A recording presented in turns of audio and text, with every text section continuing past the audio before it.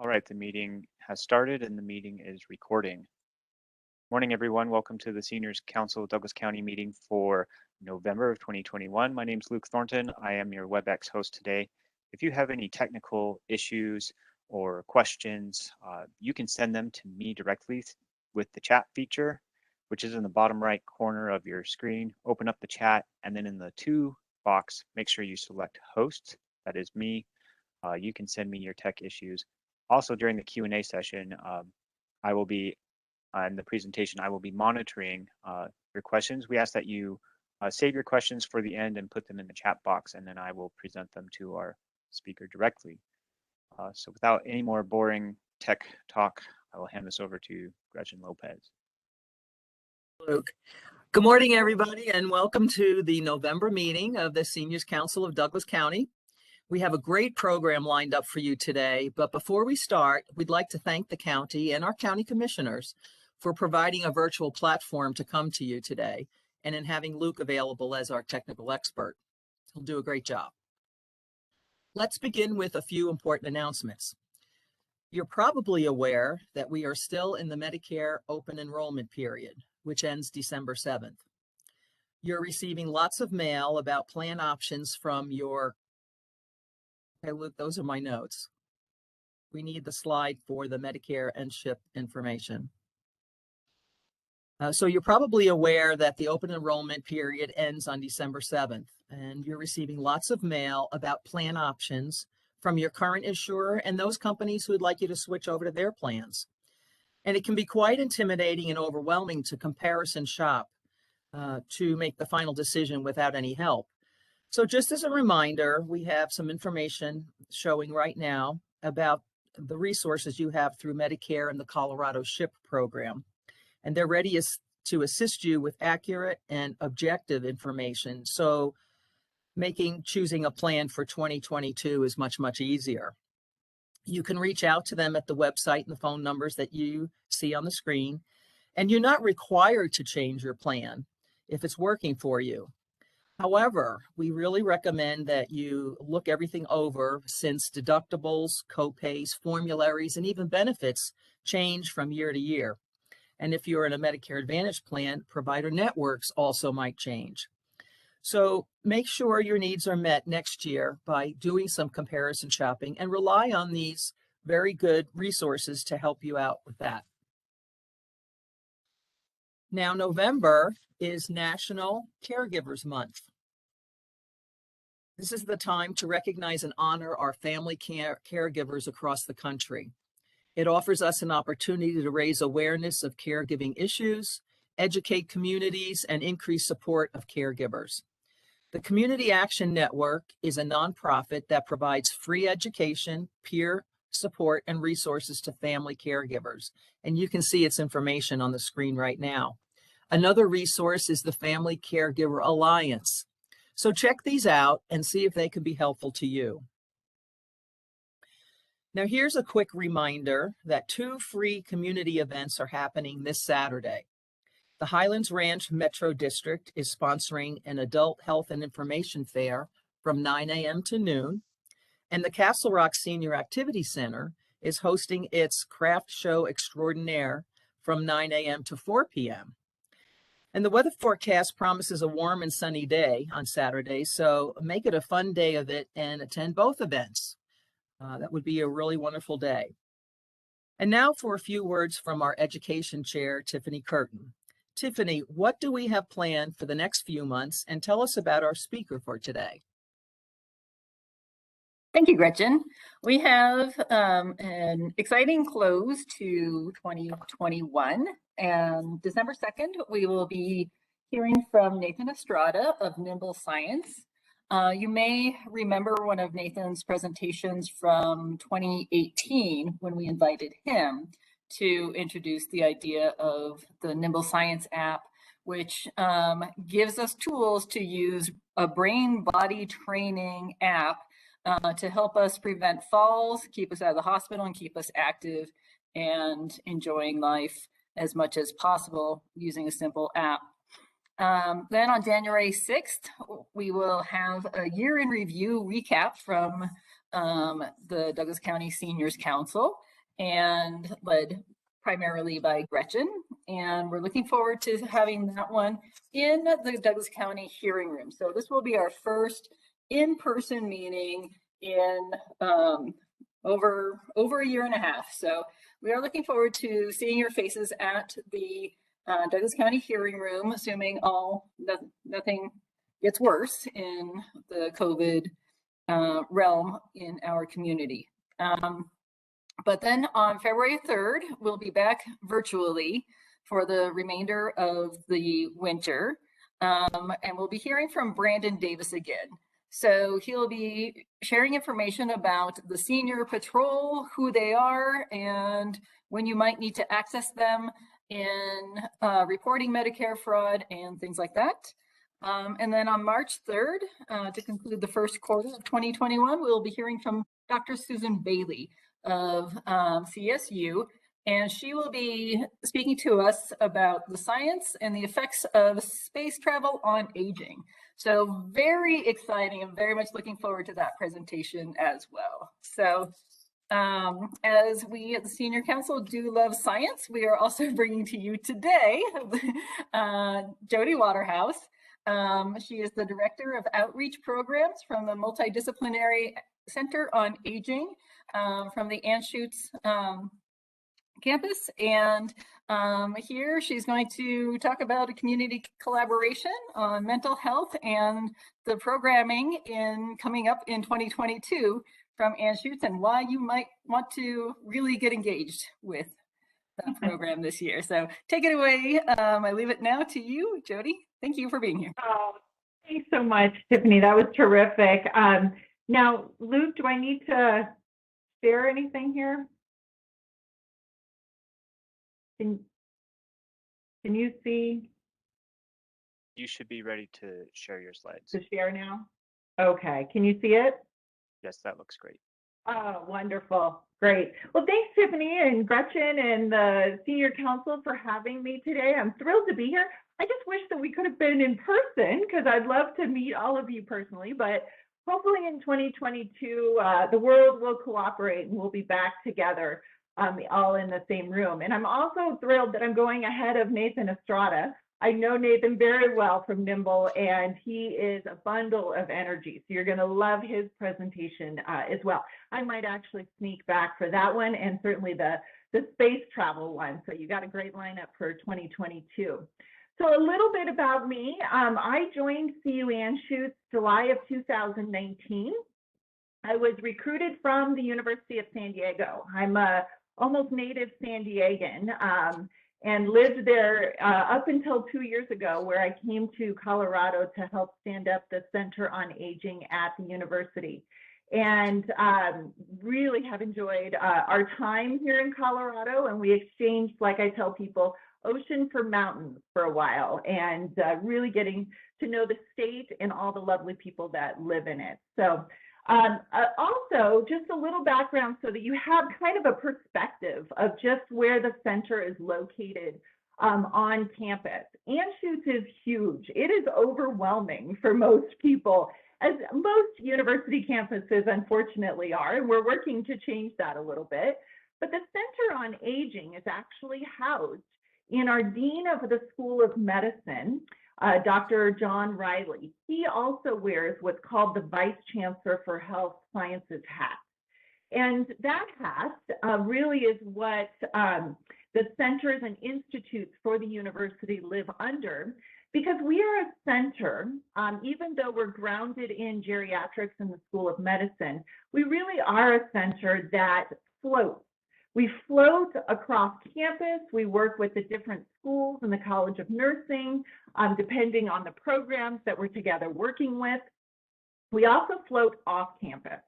And I'm going to talk quite a bit today about just the community collaboration and working with groups like you together to ensure that Colorado is somewhere where we all age well. Oh, let's see. Okay, we'll try that way. There we go. Okay, so So the objective of today's presentation, I hope that you walk away with a little bit more information about the center, the Multidisciplinary Center on Aging, and really what our focus areas and kind of our role in the state and certainly the country when it comes to aging. Really looking at how the center can help all of you. This is all about collaboration, and you all are doing tremendous work down in Douglas County. And how can we be a resource, whether you're a community member, whether you're a service provider or a clinician, whichever space of aging that you're in particular working in, we want to work closer with you. And then how can we help you to build awareness, reach, and work of aging in your communities? So working kind of in tandem on these two areas throughout the presentation, and I hope I give you some information that maybe will spur some ideas. So during the presentation, like I just talked about, you know, so much of this success in aging work that we're all doing really relies on the networking with each other. So working with and identifying the key stakeholders from all of our communities across the state, certainly our higher ed campuses, our industry, as well as our government. How can we collaborate more, you know, jointly offering things rather than working in our individual silos when it comes to aging work? How can we collaborate better to be more effective and really elevate that voice for older Coloradans? So much about the work that we do is people just don't know what they don't know, right? So awareness campaigns are huge, and we use that education arm of our operation really to help build awareness across Colorado for the work certainly that we're doing, as well as highlighting the work that you're all doing in your respective communities. Advocacy and education, we do quite a bit of work at the Capitol and working with local governments to ensure that the voice, again, for older Coloradans is raised. We have a pretty young legislators, and our governor is pretty young. So we spend a lot of time really educating them and building awareness around these types of issues. So who are we? Who is the Multidisciplinary Center on Aging? It was actually founded in the mid-90s. So the center is not new. It has been grounded since the mid-90s really in research, clinical care, and education. And we are known nationally for the work that we do in those three pillar areas. I'm going to share a fourth pillar area where I spend a lot of my time, which is that outreach and engagement piece in helping to build awareness around the center. But I kind of float between all four pillars of the Center on Aging. So the four areas that, again, we really focus on: education, clinical care, research around aging, and then that outreach and engagement piece. Like I said earlier, we float across campus. We are a centralized hub. Think about that. So anyone across campus and off who might be doing work in aging comes through the Center on Aging, and then we can build those collaborations much more effectively. So why do we even do this work? Well, you all may be familiar with these statistics, but just want to remind you again that our 65 plus population is the fastest growing in the state. We currently are second in the country with the fastest growing population of older adults. And you will see over the next 30 years how quickly we are going to grow. By the year 2034 in the state of Colorado, we are going to have more people over 65 than we do under 18. That brings issues and opportunities to the state of Colorado that we need to be educating folks about, because 2050, although sounds a long way down the road, really isn't that far. And so working together to ensure that Colorado is a place where we want to all age well, the work needs to start now. So here's a story that we've been working on building. Quite often, aging is looked, down upon as far as frail, cognitive impairment, poor, very negative connotations about aging, and it's really a societal problem. It's not just a Colorado problem, it's really a societal, a worldwide problem around ageism. But instead, we want to reverse that. Although we do have older Coloradans that do have those issues, we have a large percent of older Coloradans who contribute immensely to the state. 80% of older Coloradans own their own home. 88% usually or always vote. So when we're working on the Hill, at the Capitol, we remind legislators of that important statistic that their constituents are very important when it comes to voting. And then just the contributions economically that are made to this state by older Coloradans is quite impressive. So it starts to build really a story about what it means to age, who we are as a state, and what we're moving toward as far as our population changes in age. So a little bit, I wanted, I'd be remiss if I didn't talk a little bit about ageism. Ageism really refers to how we think, feel, and act toward others as well as ourselves. We're guilty also of saying, that's because I'm getting old, or, well, my knee hurts because of old age. Well, my other knee doesn't hurt, so is one knee aging and the other one isn't? So there's part of the responsibility that we have to take ourselves, but unfortunately, it is the remaining accepted bias and discrimination that is widely accepted. We accept the jokes about getting old. We accept that we were let go from a job because we had hit a certain age. And that's the narrative that we need to change. We need to change that story because we're only getting older, we're all living longer, we're going to be working longer, we're going to be spending longer. And so it's important that we educate society about the importance of aging. Ageism has its health toll. Many of our researchers take a very strong look at what are the impacts of aging on our health.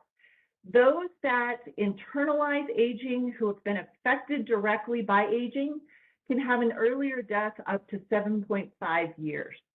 That's substantial to think that the discrimination and the bias that I have been exposed to could potentially take 7.5 years off of my life. It also affects us physically and mentally, and we're much slower to recover from any sort of disability as we age. Ageism also contributes to 1 in every $7 spent on healthcare for the most expensive conditions was due actually to the discrimination and bias of ageism, which equals about $63 billion in total. And the health issues, for instance, might be cardiac. So the undue stress that someone has had for a number of years based on ageism is an example of some of these healthcare dollars that are spent. Just by reducing ageism culturally, the way we think, we can, just by 10%, we can reduce 1.57 million fewer cases of health conditions in our healthcare system. So ageism is huge. Ageism is swirling around all of us, and it takes all of us, both how we view ourselves and how we view others, to ensure that this is eradicated and we no longer have to face ageism. So kind of jumping back into the Multidisciplinary Center on Aging, I've showed you kind of the story that we're trying to tell and the areas certainly around ageism that we're working very hard in. The 4 focus areas that take those that work and then puts it into 4 pillars. And those pillars are research, clinical care, education, outreach, and engagement. Now, CU Anschutz is the only academic medical campus in the state of Colorado. In addition to serving Colorado, we are also serving 7 other states. So we have patients that come in from 7 other states because they do not have academic medical campuses in their particular state or in their part of the state. So it's much quicker and easier for them to come to us. So we really have a far reach of the work that we do in our research and clinical care areas. So I'm going to take you on a little bit of a trip just to show you what that entails. So in the research area, this is a long list, but I wanted to give you a sampling of just some of the work. This is not our exhaustive list. This is just some of the highlights. The team pictured there are doing tremendous work every day in the field of aging research. And aging research is huge. And so we have researchers who focus on specific areas. We are incredibly strong in the physiology of aging, known nationally. We have national researchers who are doing work actually both nationally and worldwide in this particular area. We also, outside of the physiology of aging, we also are looking at programs around palliative care or advanced care planning. A program that I'm very involved in right now is our Dementia and Firearms program. How do we educate families, caregivers, and patients who suddenly now are starting to experience some cognitive impairment but own firearms? How do we teach them to properly store those firearms so there's not an accident down the road? So it's a wide variety of the type of research that the university is doing every single day. And all of our older adult community members play a huge part in that. This team, again pictured above, are constantly out doing education and building awareness around the importance of research. What they and their colleagues across campus are researching are new technologies, maybe new medications and treatments, curing diseases. These are all things that we will need and may even encounter as we age. So the importance of having these new innovations is huge, but we can't do that without older adults participating. So we are doing a big outreach with a new grant, actually a substantial NIH grant, so National Institute of Health grant that's come through around educating older adults to participate more in research. Some of the feedback that we get from our older adults that are participating is, why do you participate? What is it that really attracts you to participating in the research? And they say, you know, helping future generations and even selfishly my own family, who may in the future encounter some diseases that might be preventable through new innovations. Learning about your own personal health. You know, research participants know so much more about their health than if they just regularly went and saw their doctor. They also are monitored substantially more than they are by their own doctors. And then they also have access to many community resources and support groups should they need it for themselves or their family members. So research is a huge arm of the work that we are doing on campus. We have about $5 million a year that comes in just for aging-specific research in the physiology area. So we're excited about that work. So let me take you on a little trip now through clinical care. So pictured here is our seniors clinic on the CU Anschutz campus at the UCH outpatient pavilion. And pictured is are three of our geriatricians. Talking a little bit about geriatricians, I know many people don't quite understand the role of a geriatrician. And since we have one of the top geriatric fellow programs in the country, right here in your own backyard, let me share a little bit about what our clinician training looks like. So these three women all have gone through medical school. They've done 4 years of residency, and they've done an additional year in a geriatric fellowship. So as geriatricians are really treating the body as a whole. So we go to the doctor we go to our cardiologist for our health problem, and we might go to our pulmonologist for our lung issue, and we go to orthopedics for our hip issue. Those doctors are specifically targeting those specific issues. Geriatricians are looking at older adults because in order to participate in a seniors clinic, you have to be 70 years or older, and you have to have at least 2 comorbidities. And they're looking at the entire person. So they're going to be looking at what type of medications are you on, what type of treatments are being planned, and try to coordinate that better so that holistically as a patient, you're being looked at from top to bottom. So these women have all gone through the fellowship program at CU Anschutz, and we were fortunate enough to be able to hire them as well. Another interesting fact about geriatrics and pediatrics, so as you come into the world and as we leave the world, those are the 2 lowest paid disciplines in medicine. And so it's very difficult to attract good clinicians into those 2 areas. But we are fortunate that in our fellowship program, which I'll talk about next, that we have way more applicants than we do actually spots. And so I'll talk a little bit about that. So just so you're aware, for your own information, that our clinic locations, we currently have 3. I assume that we will be growing in the future. There's a lot of buzz about how to grow because of the population growing so rapidly. But currently, you can be seen at the CU Anschutz Aurora campus, outpatient pavilion on the 5th floor. Closer to all of you in Douglas County is our Lone Tree Clinic. And then during the pandemic, oddly enough, like you do during a pandemic, we opened a 3rd seniors clinic at the Cavode Retirement Community in Cherry Creek.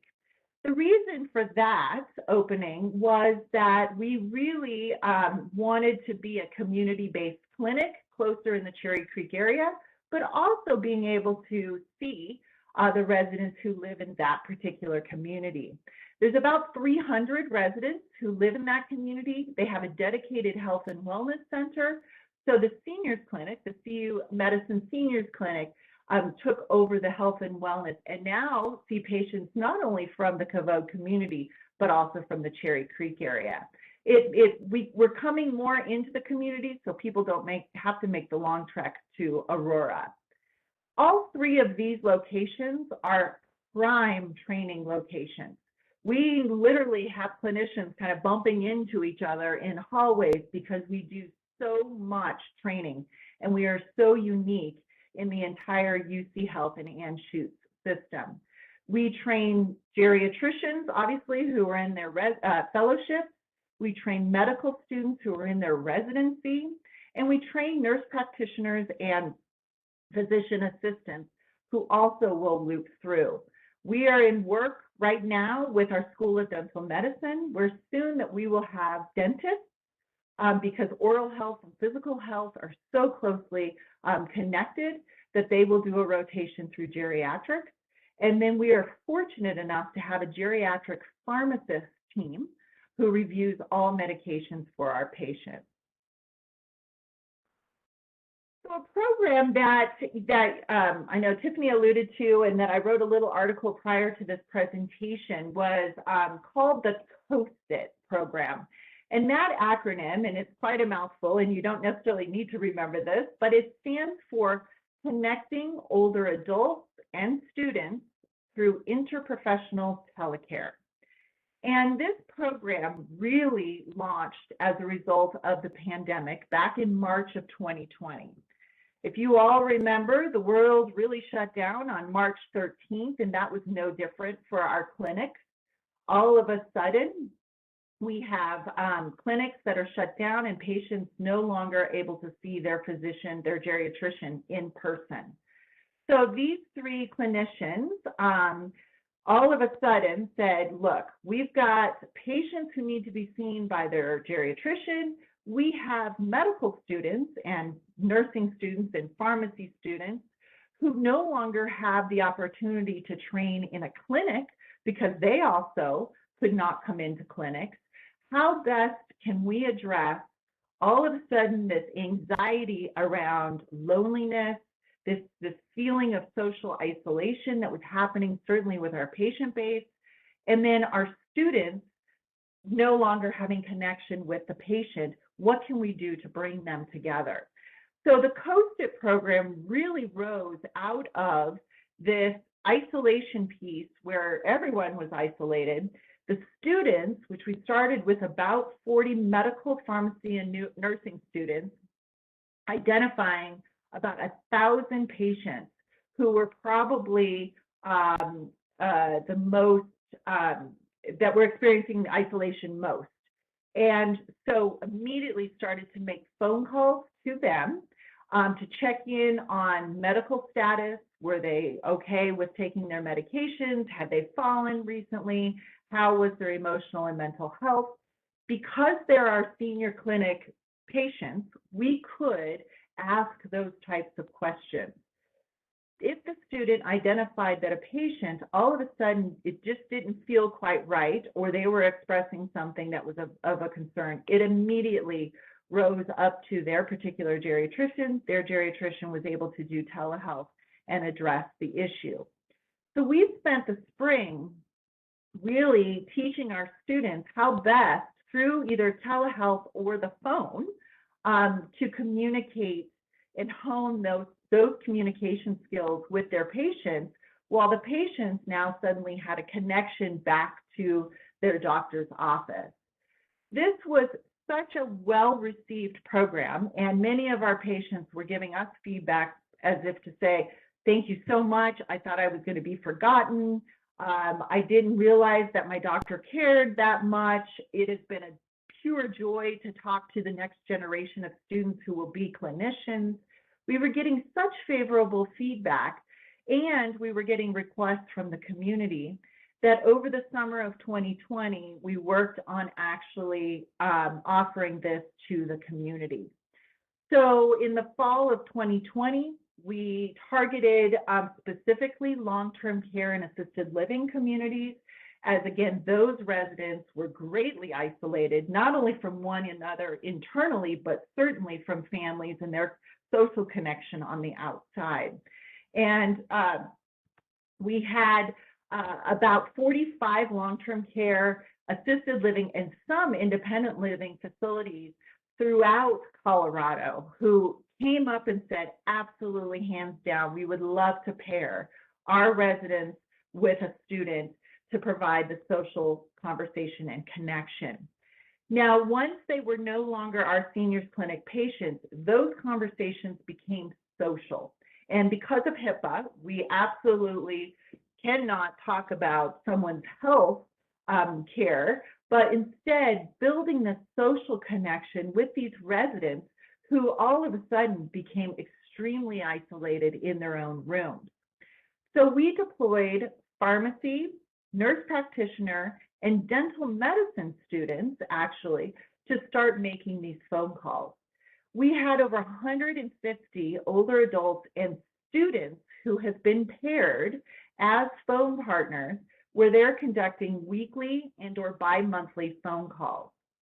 And the word spread so quickly across Colorado that it was now spreading across the country. And we currently have 8 different states, older adults living in 8 different states participating in the program. I just last month got a call from a gentleman who's in Hawaii who said, I love this program. I'm feeling very isolated and would love to have a student partner. This is a multi-year program. Our hope is that the older adult partner and the students will remain phone partners for many months to come. It is totally up to them to decide on how often they want to communicate, when they want to communicate. But in the spring of 2021, again, due to the demand for the program, we actually offered it now across communities. So we have about 250 students and older adults who are paired, many now coming from communities all across Colorado as well as the country. So I talk a little bit, I want to focus specifically on this program because we are right now recruiting older adults to participate. We do need older adults. The demand from the student side has been so terrific, which we are thrilled because this really provides a rich training ground for our students, many of which, once they graduate and become clinicians, will have an older adult patient panel that is quite significant, unless, of course, they're going into pediatrics. And so how best to communicate and how to work with their older adult patients. So if you know of older adults or you yourself are interested in participating, it is very easy.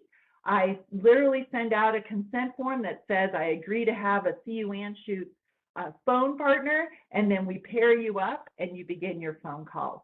This program was recognized by the National Area Association of Area Agencies on Aging in Washington, D.C. This past summer, which we're thrilled about. It is included in their Social Innovation Hub for other states to replicate and learn from, so that we can all be working together to really help try and stop the loneliness and isolation in older adults. So another innovation highlight that certainly has happened during COVID, although COVID has been awful, it has also provided a few silver linings for all of us, and this is no different. We were awarded back in January by the Division of Criminal Justice to roll out the very first multidisciplinary clinical team for elder abuse and neglect in the state of Colorado. We are only the second program in the United States. Cornell University in New York launched their program 4 years ago. We are very close partners in this work and have taken some of their framework and actually overlaid their framework in our work around elder abuse. We are also working with Children's Hospital and the Kemp Center. And you might ask, why children? It seems like the wrong age group. The Kemp Center at Colorado Children's Hospital is internationally known for being the leaders in child maltreatment, neglect, and abuse. And so some of their clinicians are very interested in looking at certainly abuse across the lifespan, so from kids all the way to older adults and in families. And many of the aspects of their framework can be applied and overlaid on the elder abuse side. So we launched this summer with our clinical team. We right now, because of grant purposes, are working with patients who present with potential elder abuse at either UCH Hospital or Denver Health. But our hope with the grant extension that we will be able to roll this out across the community. So I share that with you, that if at all in your work you do come across elder abuse or potential elder abuse, please know that our multidisciplinary clinical team, which is made up of geriatricians, ER doctors, ER nurses, are more than happy to help with some consultations. So wanted to make sure that you are aware of that. So let's now move into education. So I talked a little bit about geriatrics and just trying to educate you a little bit more on the role that geriatricians play in the healthcare system. Again, I mentioned that we have one of the top fellowship programs in the United States. We can train 4 fellows. You're probably thinking, well, that's not really very much, and you are exactly right. Last year, or excuse me, 2 years ago, about 357 fellowship spots in geriatrics went unfilled at schools of medicine across the country. It is a problem for certainly this specialty. They are doing everything, certainly we are doing everything we can to encourage medical students to work with older adults and to specialize in geriatrics. We are thrilled that we get an influx of applications to apply for those 4 fellowship spots per year. Wish we could take absolutely all of them. And a big part of it is the reputation of our program and living in Colorado. So we're happy to at least kind of be chipping away as much as we can at that training pipeline. The other area that we're really focused on is training nurse practitioners and physician assistants in geriatrics. We have the first PA program in the country, and we also have a specialized track in geriatric nurse practitioner, track for within our College of Nursing. So really excited to also be targeting the NPs and PAs who have expressed an interest in geriatrics. Another event that we host every other year because it flip-flops between Salt Lake City and Denver, and that is the annual Rocky Mountain Geriatrics Conference. It is co-hosted by the Center on Aging as well as the GREC. The GREC is the Geriatric Research, Education, and Clinical Center over in our VA.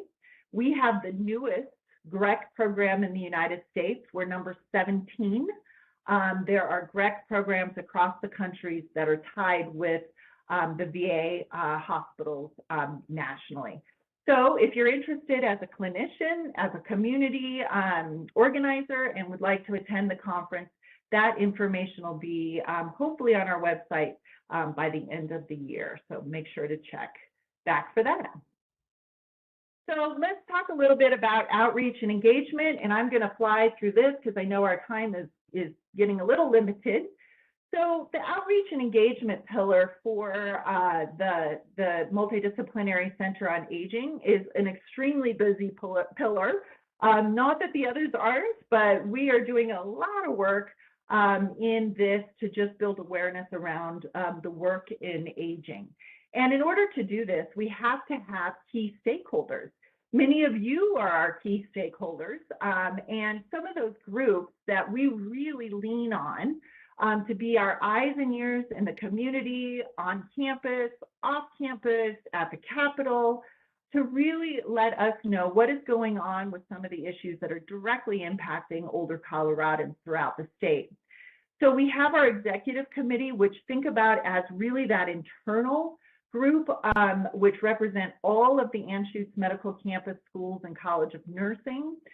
They are our eyes and ears in those schools of any faculty or clinicians who are interested in doing work in the aging space. The second one is what's called our movers and shakers. It's really the thought leaders group. We have the executive director of the Alzheimer's Association, AARP. We have folks from the Capitol. These are leaders within our state who are working in the area of aging, and how best can we collaborate to really elevate maybe some issues to the forefront of our politicians. The other unique group that I think would be a tremendous resource, certainly for this council, is CoCare, and that's the Colorado Coalition for Aging Research and Education, where we bring all of the Colorado higher education institutions together who have aging programs, and they are listed there below, to talk quarterly about what is going on their campuses with regards to aging research, clinical care, or education, but also as higher ed institutions, how can we be best working with our communities that surround our campuses?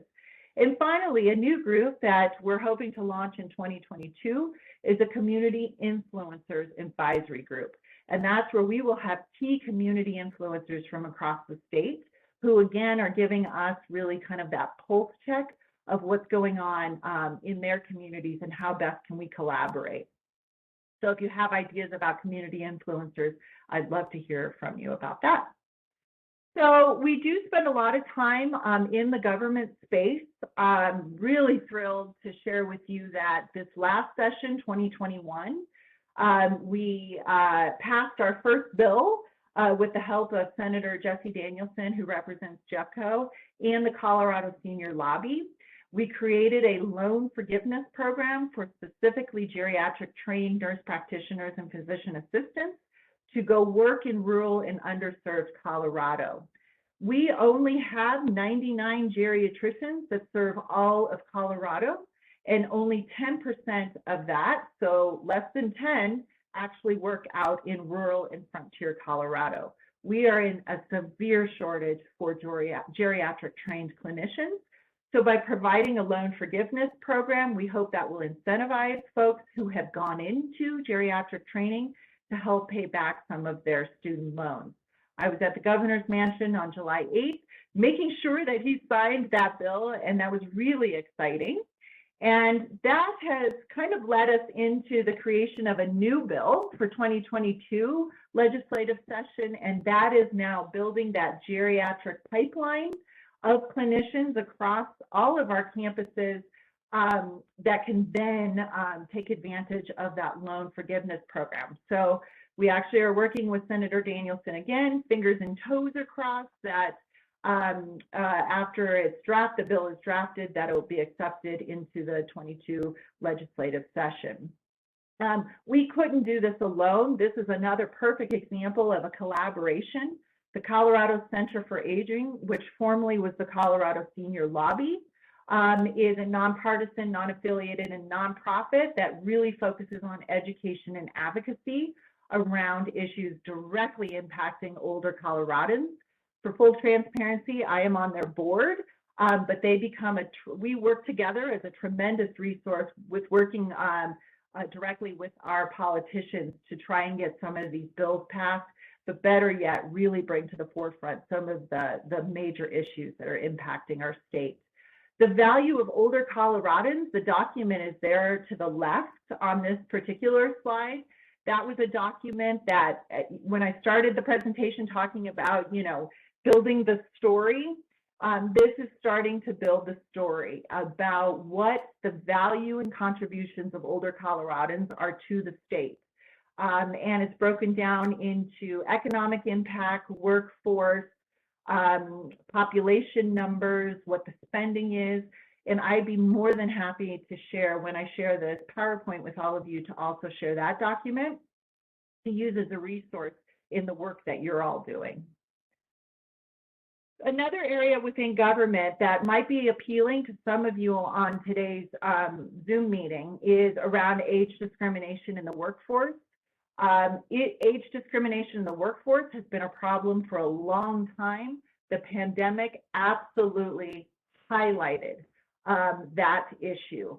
Many older workers were let go or were not asked back to the office, nor did they want to come back to the office due to COVID. So we are working with all of the organizations listed there to the left. You see their logos. To do simple things such as eliminating graduation dates on applications. Colorado still requires that box to check. And so right away, if we eliminated that, it wouldn't be quite as obvious on the age of the applicant. And so the workforce in Colorado is big. And as you see on this slide, that our average retirement age is 71.8 years. We work a long time in Colorado because we enjoy it or either we have to. So we need to make sure that those protections are in place for our aging workforce. Another highlight, now moving away from government and into the community, is another example of a collaboration that we've done both with Changing the Narrative and the Boulder County Area Agency on Aging, and that was to create an anti-ageism video for healthcare professionals. Dr. Jeff Wallace, who is one of our geriatricians, is featured in the video. That video premiere is actually on November 17th, and then it will be distributed widely, actually across the country. So I encourage you, if you're interested in certainly the healthcare aspects of ageism, to make sure that you view that video. When the pandemic hit, as you're doing today, you all have had to do it, much like us, as we've all had to pivot to virtual programming.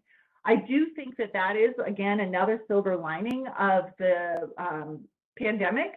Even though I would love to be in the same room with all of you today, the reach that we all have now within our programming is huge.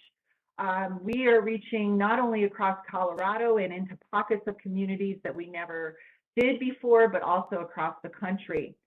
We are very specific kind of on the educational programming. Early on in the COVID crisis, we really focused on Colorado Crisis Standards of Care and Advanced Directives. Those were very specific COVID presentations. We teamed up with AARP Colorado and National, where we're featuring our clinicians as clinical experts around COVID talks and issues. We also created a health and wellness series with AARP and hope to do that again next spring. So I encourage you, if you aren't on the AARP list, to get on that list, as there's tremendous programming happening. We also teamed up with Denver Public Library. We needed to, since people were no longer able to go to the libraries because of the shutdown, we needed to get into the living rooms of our library patrons. And so created a health and wellness series for them over this past year.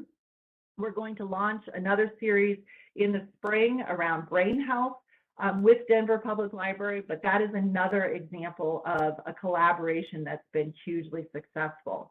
The remaining 2 bullet points there, emotional and mental health, as well as oral health, those are 2 webinar series that are going on currently. And if you have not participated in those, I highly recommend that you do.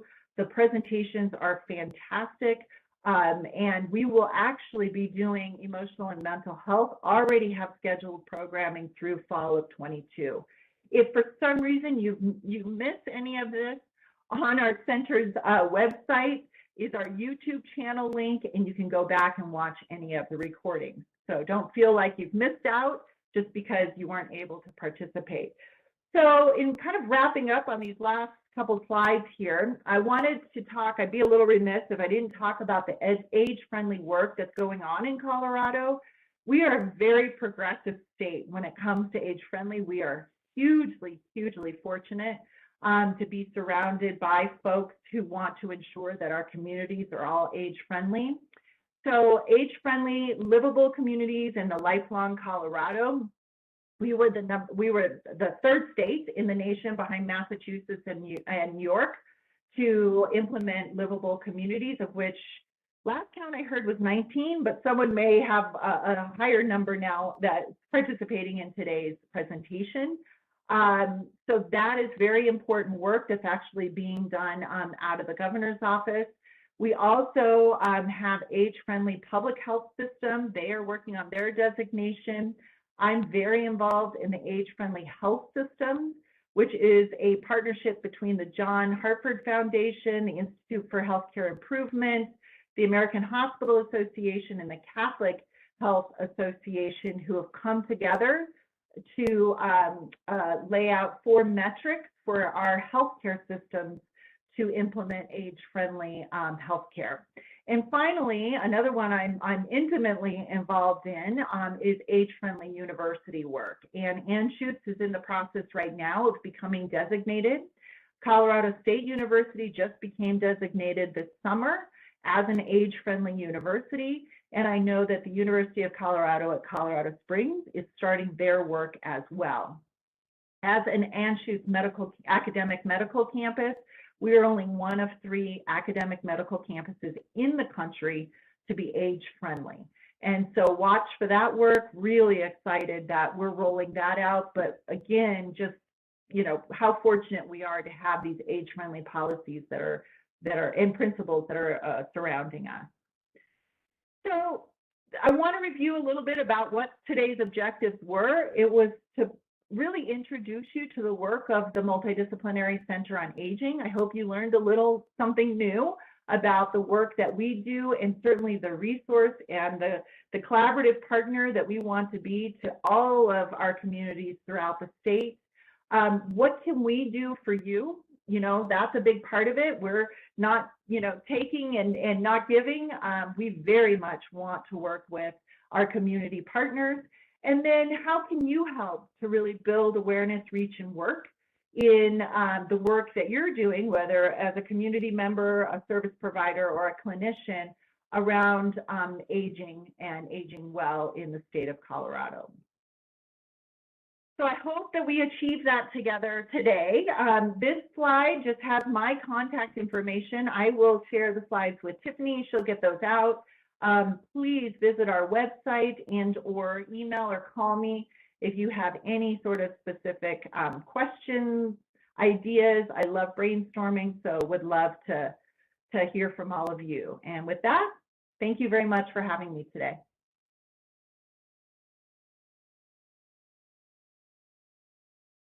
Thank you very much, Jodi. Now is our time for questions for Jodi. If you have questions, please drop them in the chat box to me, the host, and I will present them to her.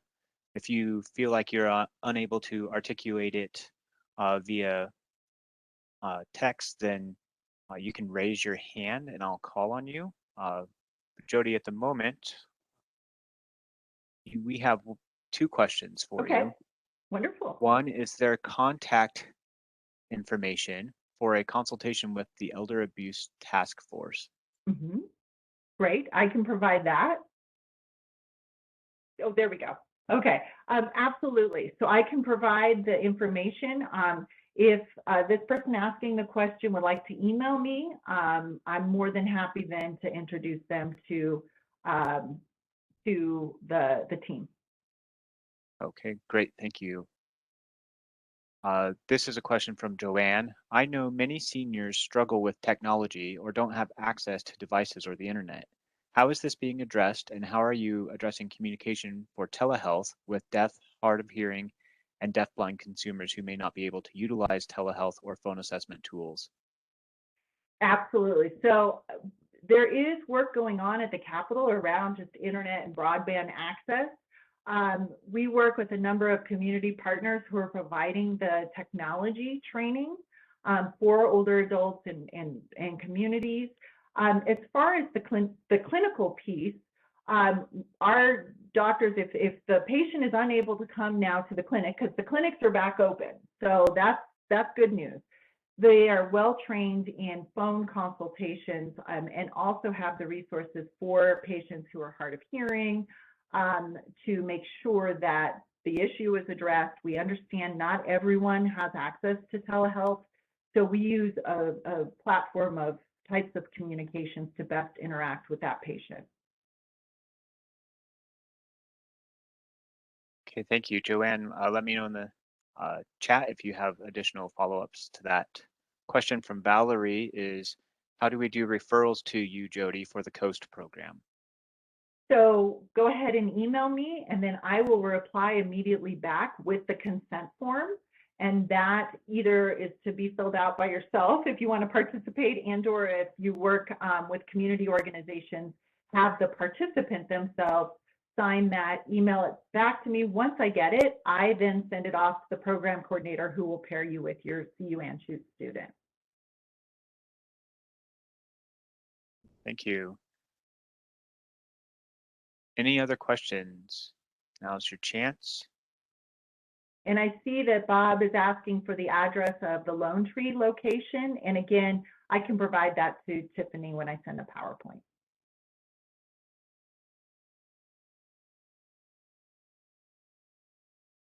Okay, I don't have any other questions or hands raised at this time, so thank you very much, Jodi. Thanks, Luke. Just want to say thank you again, Jodi, for all the information and a lot of really great resources. Looking forward to getting people involved with and helping make our community stronger for our older adults. Absolutely. We're excited to continue to work with all of you. Thanks for having me today. It's been fun. I would also say, Jodi, that, you know, your center's work is quite extensive and very impressive. We're really, really fortunate to have this type of resource right here, as you mentioned, right here in our neighborhood. Yeah. And so this is really exciting work. And I'm especially excited about that COASTed program. I know that during the pandemic, we heard from lots of folks that were really suffering from that isolation piece. So I'm urging those who are listening today and in the future that access this presentation to consider participating and sharing the opportunity with others who are 70 and older that could benefit from this program. So great work. Thank you so much. Thank you. And so I have a few closing comments for today. As Tiffany noted, next month we'll have Nathan Estrada with Nimble Science share the amazing results of dual tasking balance training. to achieve a stronger sense of balance, and find out how this training can reach you in the comfort of your own home, which will be particularly important as we head into the winter months where the weather is going to prevent us from getting out more. So mark your calendars for Thursday, December 2nd at 10 o'clock for his enlightening presentation. As you probably remember, our meetings are recorded so that you can view this presentation again if you wish, or invite friends to enjoy our ongoing educational series by visiting our webpage, My Dougco Senior Life, as you can see on the screen. And please consider liking us on our Facebook page, My Dougco Senior Life, or visiting our YouTube channel for additional information on upcoming presentations and events. We would love to have you participate. It's been a pleasure having you join us this morning, and we look forward to seeing you again on December 2nd. Enjoy the wonderful weather as we have it, and as always, stay healthy and stay connected. Thank you, everyone.